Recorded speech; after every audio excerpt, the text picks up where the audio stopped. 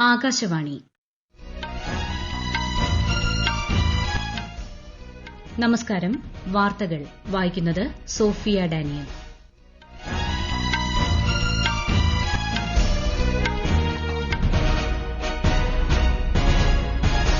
പ്രധാന വാർത്തകൾ. ബ്രസീലിലെ റിയോ ഡി ജനീറോയിൽ 17ാമത് ബ്രിക്സ് ഉച്ചകോടി വേദിയിലെത്തി പ്രധാനമന്ത്രി നരേന്ദ്രമോദി. വ്യാപാര, പ്രതിരോധ, ബഹിരാകാശ മേഖലകളിലെ സഹകരണം വർദ്ധിപ്പിക്കുന്നതിന് ഇന്ത്യയും അർജന്റീനയും ധാരണയായി. 2 ദിവസത്തെ കേരള സന്ദർശനത്തിനായി ഉപരാഷ്ട്രപതി ജഗ്ദീപ് ധൻകർ കൊച്ചിയിലെത്തി. രാജ്യത്തിന്റെ സാമ്പത്തിക പുരോഗതിയിൽ സഹകരണ സംഘങ്ങൾക്ക് നിർണായക പങ്കെന്ന് കേന്ദ്രമന്ത്രി അമിത്ഷാ.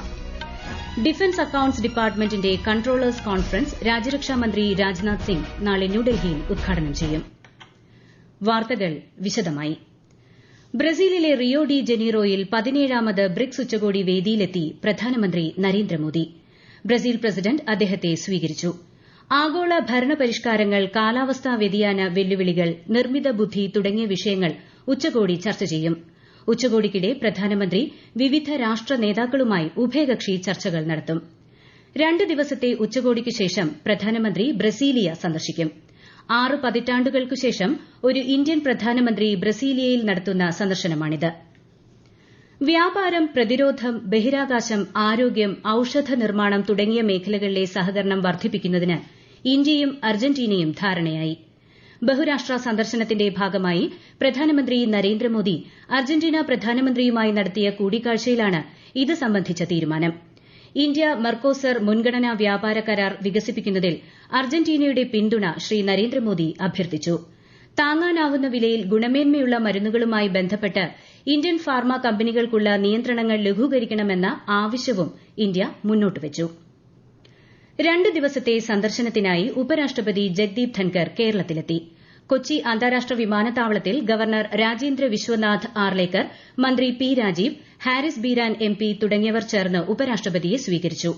നാളെ രാവിലെ അദ്ദേഹം ഗുരുവായൂർ ക്ഷേത്രത്തിൽ ദർശനം നടത്തും. തുടർന്ന് കളമശ്ശേരിയിൽ national university of advanced legal സ്റ്റഡീസിൽ വിദ്യാർത്ഥികളും അധ്യാപകരുമായും ആശയവിനിമയം നടത്തും. ഉച്ചകഴിഞ്ഞ് ഉപരാഷ്ട്രപതി ഡൽഹിക്ക് മടങ്ങും. രാജ്യത്തിന്റെ സാമ്പത്തിക പുരോഗതിയിൽ സഹകരണ സംഘങ്ങൾക്ക് നിർണായക പങ്കുണ്ടെന്ന് കേന്ദ്രമന്ത്രി അമിത്ഷാ. കേന്ദ്ര സഹകരണ മന്ത്രാലയത്തിന്റെ 4ാം വാർഷികത്തോടനുബന്ധിച്ച് ഗുജറാത്തിലെ ആനന്ദിൽ അമൂലിന്റെയും ദേശീയ ക്ഷീര വികസന ബോർഡിന്റെയും വിവിധ വികസന പദ്ധതികൾ ഉദ്ഘാടനം ചെയ്യുകയായിരുന്നു അദ്ദേഹം. दूध से लेकर बैंकिंग तक, चीनी मिलों से लेकर मार्केटिंग तक और कैश क्रेडिट से लेकर डिजिटल पेमेंट तक आज सहकारी समितियां सक्षमता के साथ देश के आर्थिक विकास में योगदान दे रही हैं. 36 लाख बहनें गुजरात में और 20 लाख बहनें देश में हर रोज परिश्रम कर दूध भरती है. 80,000 करोड़ का टर्नओवर है. ഭക്ഷ്യധാന്യങ്ങൾ, പാൽ ഉൽപ്പന്നങ്ങൾ തുടങ്ങിയ മേഖലകളിലെ സഹകരണ സംഘങ്ങൾ രാജ്യത്തിന്റെ സഹകരണ പ്രസ്ഥാനത്തെ ശക്തിപ്പെടുത്തുമെന്നും ശ്രീ അമിത്ഷാ പറഞ്ഞു. ഡിഫൻസ് അക്കൌണ്ട്സ് ഡിപ്പാർട്ട്മെന്റ് ന്യൂഡൽഹിയിൽ സംഘടിപ്പിക്കുന്ന കൺട്രോളേഴ്സ് കോൺഫറൻസ് നാളെ രാജ്യരക്ഷാമന്ത്രി രാജ്നാഥ് സിംഗ് ഉദ്ഘാടനം ചെയ്യും. സംയുക്ത സൈനിക മേധാവി ജനറൽ അനിൽ ചൌഹാൻ, 3 സേനകളുടെയും മേധാവികൾ, പ്രതിരോധ സെക്രട്ടറി തുടങ്ങിയവരും ഉദ്ഘാടന സെഷനിൽ പങ്കെടുക്കും. 3 ദിവസത്തെ സമ്മേളനത്തിൽ പ്രതിരോധ ബജറ്റ്, അക്കൌണ്ട്സ് പരിഷ്കരണം, ഓഡിറ്റ് നവീകരണം, വില നിർണ്ണയ പരിഷ്കരണം, ശേഷി വികസനം തുടങ്ങിയ വിഷയങ്ങൾ ഉൾക്കൊള്ളുന്ന 8 സെഷനുകൾ ഉണ്ടായിരിക്കുമെന്ന് പ്രതിരോധ മന്ത്രാലയം അറിയിച്ചു. അമേരിക്കയിലെ ടെക്സസിൽ മിന്നൽ പ്രളയത്തിൽ ജീവഹാനി സംഭവിച്ചതിൽ അനുശോചനം രേഖപ്പെടുത്തി പ്രധാനമന്ത്രി നരേന്ദ്രമോദി. കനത്ത മഴയെ തുടർന്നുണ്ടായ വെള്ളപ്പൊക്കത്തിൽ മരിച്ചവരുടെ എണ്ണം 51ആയി. ഗ്വാഡ്പേ നദിക്ക് സമീപം സമ്മർ ക്യാമ്പിൽ പങ്കെടുത്ത 27 കുട്ടികളെ കാണാതായി. ഇവർക്കായി തിരച്ചിൽ തുടരുകയാണ്. ശക്തമായ മഴയിൽ ഗ്വാഡൽപേ നദിയിൽ 3 മണിക്കൂറിനുള്ളിൽ 30 അടിയോളം ഉയരത്തിൽ ജലം ഉയർന്നതാണ് പ്രളയത്തിന് കാരണമായത്. ഇതുവരെ 850 പേരെ രക്ഷപ്പെടുത്തി. അമേരിക്കൻ രാഷ്ട്രീയത്തിലേക്ക് പ്രവേശിക്കുന്നതായി പ്രഖ്യാപിച്ച് ടെസ്ല മേധാവി എലോൺ മസ്ക്. അമേരിക്ക പാർട്ടി എന്ന പേരിൽ ഒരു പുതിയ രാഷ്ട്രീയ പാർട്ടി രൂപീകരിക്കുന്നതായി അദ്ദേഹം സമൂഹമാധ്യമത്തിലൂടെ അറിയിച്ചു. ഡെമോക്രാറ്റിക്, റിപ്പബ്ലിക്കൻ എന്നീ 2 പ്രധാന രാഷ്ട്രീയ പാർട്ടികളെയും വെല്ലുവിളിച്ചുകൊണ്ടാണ് മസ്കിന്റെ പ്രഖ്യാപനം. ഇരു പാർട്ടികളുടെയും പ്രവർത്തനം ജനാധിപത്യപരമല്ലെന്ന് മസ്ക് ആരോപിച്ചു. ഈ വാർത്തകൾ ആകാശവാണിയിൽ നിന്ന്.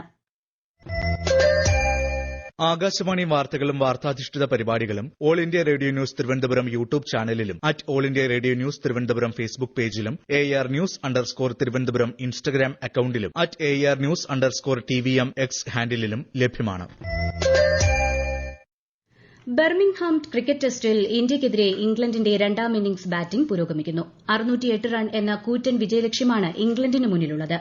3 വിക്കറ്റിന് 72 റൺ എന്ന നിലയിൽ അഞ്ചാം ദിനം ബാറ്റിംഗ് പുനരാരംഭിച്ച ഇംഗ്ലണ്ട് ഒടുവിൽ വിവരം ലഭിക്കുമ്പോൾ 6 വിക്കറ്റിന് 153 റൺ എന്ന നിലയിലാണ്. കഴിഞ്ഞ മാസം 14-ന് തിരുവനന്തപുരത്ത് അടിയന്തരമായി ഇറക്കേണ്ടി വന്ന ബ്രിട്ടീഷ് വ്യോമസേനയുടെ യുദ്ധവിമാനമായ F-35Bയുടെ തകരാർ പരിഹരിക്കാൻ ബ്രിട്ടനിൽ നിന്നും 17-അംഗ വിദഗ്ധ സംഘം തിരുവനന്തപുരം വിമാനത്താവളത്തിലെത്തി. അറ്റകുറ്റപ്പണികൾക്കായി യുദ്ധവിമാനം ഹാങ്ങറിലേക്ക് മാറ്റി. രാജ്യത്തിന്റെ ആരോഗ്യനയം രോഗമുക്തിക്കായുള്ള ചികിത്സയിൽ നിന്നും രോഗപ്രതിരോധത്തിലേക്ക് മാറിയിരിക്കുകയാണെന്ന് കേന്ദ്ര ആരോഗ്യമന്ത്രി JP നഡ്ഡ. 1200-ലധികം നഴ്സിംഗ് ഓഫീസർമാർക്കുള്ള നിയമനപത്രം ന്യൂഡൽഹിയിൽ വിതരണം ചെയ്യുകയായിരുന്നു അദ്ദേഹം. ചികിത്സയിൽ ശ്രദ്ധ കേന്ദ്രീകരിക്കുന്നതോടൊപ്പം പുനരധിവാസത്തിനും പ്രാധാന്യം നൽകുന്ന ആരോഗ്യ സംവിധാനമാണ് രാജ്യത്തുള്ളതെന്നും ശ്രീ JP നഡ്ഡ പറഞ്ഞു. प्रधानमंत्री Ayushman Bharat health infrastructure mission जो 2020-21 से प्रारंभ हुआ, उसमें हमने 1700 करोड़ रुपए दिए हुए. 21 से लेकर के 20 फरवरी 2025 तक एक पैसा नहीं खर्च हुआ. और दिल्ली में अब रहने वाले 70 साल उम्र के जो भी व्यक्ति होगा, जिंदगी उसको प्रधानमंत्री जी का 5 लाख रुपए हर साल मिलता रहेगा इलाज के लिए. PM ആയുഷ്മാൻ ഭാരത് ആരോഗ്യ അടിസ്ഥാന സൌകര്യ ദൌത്യത്തിന് കീഴിൽ നിർമ്മിക്കുന്ന ആരോഗ്യ മന്ദിർ ആരോഗ്യ മേഖലയിലെ അടിസ്ഥാന സൌകര്യങ്ങൾ മെച്ചപ്പെടുത്തുന്നതിന് ഉപകരിക്കുമെന്നും അദ്ദേഹം വ്യക്തമാക്കി. സിറിയയും UKയും ഔദ്യോഗികമായി നയതന്ത്ര ബന്ധം പുതുക്കിയതായി ഇരു സർക്കാരും ചേർന്ന് പുറത്തിറക്കിയ പ്രസ്താവനയിൽ അറിയിച്ചു. ലണ്ടനിലെ സിറിയൻ എംബസി വീണ്ടും തുറക്കാനും ഉഭയകക്ഷി സഹകരണം ശക്തിപ്പെടുത്തുന്നതിനായി ഒരു സിറിയൻ ബ്രിട്ടീഷ് സാമ്പത്തിക കൌൺസിൽ സ്ഥാപിക്കാനും ഇരു രാജ്യങ്ങളും തീരുമാനിച്ചു. ബ്രിട്ടീഷ് വിദേശകാര്യ സെക്രട്ടറി ഡേവിഡ് ലാമിയുടെ ഡമാസ്കസ് സന്ദർശനത്തിനിടെയാണ് സുപ്രധാന തീരുമാനവും തുടർ നടപടികളും. ഗാസയിലെ സംഘർഷം ലഘൂകരിക്കുന്നതിനുള്ള വിശദമായ ചർച്ചകൾക്കായി ഖത്തറിലേക്ക് പ്രതിനിധി സംഘത്തെ അയക്കുമെന്ന് ഇസ്രായേൽ പ്രധാനമന്ത്രി ബെഞ്ചമിൻ നെതന്യാഹു. 21 മാസം നീണ്ട സംഘർഷം അവസാനിപ്പിക്കാനുള്ള ശ്രമങ്ങൾക്കിടയിലാണ് നെതന്യാഹുവിന്റെ നീക്കം. നേരത്തെ ഹമാസ് മുന്നോട്ടുവച്ച പുതിയ വെടിനിർത്തൽ നിർദ്ദേശം നെതന്യാഹു നിരസിച്ചിരുന്നു. അതേസമയം ഇസ്രായേൽ പ്രധാനമന്ത്രി നാളെ അമേരിക്കൻ പ്രസിഡന്റ് ഡൊണാൾഡ് ട്രംപിനെ വാഷിംഗ്ടണിൽ കാണുമെന്നാണ് റിപ്പോർട്ട്. ഗാസയിലെ സ്ഥിതിഗതികൾ സംബന്ധിച്ച് ഇരുവരും ചർച്ച ചെയ്യും. കൈലാസ മാനസ സരോവർ യാത്രികരുടെ രണ്ടാമത്തെ സംഘം കൈലാസത്തിലേക്കും മാനസ സരോവറിലേക്കുമുള്ള തീർത്ഥാടനം പൂർത്തിയാക്കി ഇന്ന് ഗാംഗ്ടോക്കിലേക്ക് മടങ്ങി. 47 യാത്രികർ അടങ്ങുന്ന സംഘം കഴിഞ്ഞ മാസം 25-നാണ് നാഥുല അതിർത്തി കടന്ന് തീർത്ഥാടന യാത്ര ആരംഭിച്ചത്. ഹിമാചൽ പ്രദേശിൽ കാലവർഷം ശക്തമായി തുടരുന്നു. ഇന്ന് രാവിലെ മുതൽ സംസ്ഥാനത്തിന്റെ മിക്ക ഭാഗങ്ങളിലും കനത്ത മഴയാണ്. മാണ്ഡി, കാംഗ്ര, സിർമൌർ ജില്ലകളിൽ അതിശക്തമായ മഴയ്ക്ക് സാധ്യതയുള്ളതിനാൽ കേന്ദ്ര കാലാവസ്ഥാ വകുപ്പ് ചുവപ്പ് ജാഗ്രത പുറപ്പെടുവിച്ചിട്ടുണ്ട്. ഷിംല, സോളൻ, ഹമിർപൂർ എന്നിവയുൾപ്പെടെ 9 ജില്ലകളിൽ വെള്ളപ്പൊക്ക മുന്നറിയിപ്പും നൽകിയിട്ടുണ്ട്. ജനങ്ങൾ അതീവ ജാഗ്രത പാലിക്കണമെന്ന് അധികൃതർ നിർദ്ദേശിച്ചു. കേരളത്തിൽ അടുത്ത 5 ദിവസം ഒറ്റപ്പെട്ട കനത്ത മഴയ്ക്ക് സാധ്യതയെന്ന് കേന്ദ്ര കാലാവസ്ഥാ വകുപ്പ്. മണിക്കൂറിൽ 40 മുതൽ 50 കിലോമീറ്റർ വരെ വേഗതയിൽ ശക്തമായ കാറ്റിനും സാധ്യതയുണ്ട്. മോശം കാലാവസ്ഥ കണക്കിലെടുത്ത് ഈ മാസം 9 വരെ കർണാടക തീരത്ത് മത്സ്യബന്ധനത്തിന് വിലക്കേർപ്പെടുത്തി. കാസർഗോഡ് ആസ്ഥാനമായുള്ള കേന്ദ്ര സർവകലാശാലയിൽ ഈ അധ്യയന വർഷം മുതൽ 3 പുതിയ ബിരുദ പ്രോഗ്രാമുകൾ ആരംഭിക്കും. BSc biology, BCom financial analytics, BCA എന്നീ 4 വർഷ ഓണേഴ്സ് ബിരുദ പ്രോഗ്രാമുകളാണ് തുടങ്ങുന്നത്. ദേശീയ വിദ്യാഭ്യാസ നയപ്രകാരമുള്ള ഈ പുതിയ കോഴ്സുകൾ ആരംഭിക്കുന്നതിലൂടെ വൻ അക്കാദമിക് മുന്നേറ്റത്തിനാണ് സർവകലാശാല സാക്ഷ്യം വഹിക്കുന്നത്. കേരളത്തിൽ നിപ പ്രതിരോധ പ്രവർത്തനങ്ങൾ ശക്തം. ഉറവിടം കണ്ടെത്താനുള്ള ആരോഗ്യ വകുപ്പിന്റെ ശ്രമങ്ങൾ തുടരുകയാണ്. പാലക്കാട് സർക്കാർ മെഡിക്കൽ കോളേജിൽ 40 കിടക്കകളുള്ള ഐസൊലേഷൻ യൂണിറ്റ് സജ്ജീകരിച്ചു. 24 മണിക്കൂറും പ്രവർത്തിക്കുന്ന കൺട്രോൾ റൂമും പ്രതിരോധ പ്രവർത്തനങ്ങൾക്കായി 26-അംഗ സമിതിയും നിലവിൽ വന്നിട്ടുണ്ട്. പ്രധാന വാർത്തകൾ വീണ്ടും. ബ്രസീലിലെ റിയോ ഡി ജനീറോയിൽ 17ാമത് ബ്രിക്സ് ഉച്ചകോടി വേദിയിലെത്തി പ്രധാനമന്ത്രി നരേന്ദ്രമോദി. വ്യാപാര, പ്രതിരോധ, ബഹിരാകാശ മേഖലകളിലെ സഹകരണം വർദ്ധിപ്പിക്കുന്നതിന് ഇന്ത്യയും അർജന്റീനയും ധാരണയായി. 2 ദിവസത്തെ കേരള സന്ദർശനത്തിനായി ഉപരാഷ്ട്രപതി ജഗ്ദീപ് ധൻകർ കൊച്ചിയിലെത്തി. രാജ്യത്തിന്റെ സാമ്പത്തിക പുരോഗതിയിൽ സഹകരണ സംഘങ്ങൾക്ക് നിർണായക പങ്കെന്ന് കേന്ദ്രമന്ത്രി അമിത്ഷാ. ഡിഫൻസ് അക്കൌണ്ട്സ് ഡിപ്പാർട്ട്മെന്റിന്റെ കൺട്രോളേഴ്സ് കോൺഫറൻസ് രാജ്യരക്ഷാ മന്ത്രി രാജ്നാഥ് സിംഗ് നാളെ ന്യൂഡൽഹിയിൽ ഉദ്ഘാടനം ചെയ്യും. വാർത്തകൾ കഴിഞ്ഞു. അടുത്ത വാർത്താ പ്രക്ഷേപണം 8:35-ന്.